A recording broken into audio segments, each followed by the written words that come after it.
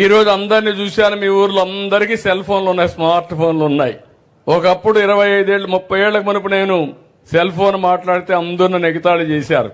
ఇప్పుడు ఆ cell phone లేకపోతే మామూలు పిల్లలు కూడా సెల్ ఫోన్ తోనే పుట్టే పరిస్థితికి వచ్చారు. పుట్టంగానే సెల్ ఫోన్ ఇస్తేనే ఏడు పాపేసే పరిస్థితికి వచ్చారు. అలాంటి పరిస్థితుల్లో మనం ఉన్నాం. ఈ రోజు మీరు చూస్తున్నారు టెక్నాలజీ. మీరంతా ఏం ఆలోచిస్తారంటే టెక్నాలజీ పెట్టుకొని మీ వాళ్ళకి ఎవరికైనా మెసేజ్లు పంపించాలంటే పంపిస్తారు, లేకపోతే ఒక సెల్ఫీ తీసుకుంటారు. నేను వస్తా ఉంటే ఇప్పుడు సెల్ఫీ అనేది మామూలుగా అందరికి అలవాటు అయిపోయింది. కానీ నేను ఆలోచించేది ఆ సెల్ ఫోన్ ద్వారా మీకు మెరుగైన సేవలు ఎట్లా అందించాలో అందించడానికి మీ ముందుకు వస్తున్నాను. అందుకే ఒక వాట్సాప్ గవర్నెన్స్ అన్నాను. మీరు ఏ ఆఫీసుకు పోయే పని లేదు, మీ చేతుల్లోనే ఈ ప్రభుత్వం ఉంటుంది.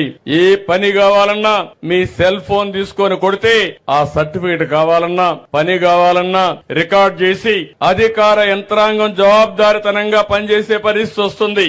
మామూలుగా మీరు ఒకసారి కాగితం ఇస్తే పారేస్తారు, గానీ మెసేజ్ కొడితే మాత్రం అది ఇంక రికార్డ్ అయిపోతుంది.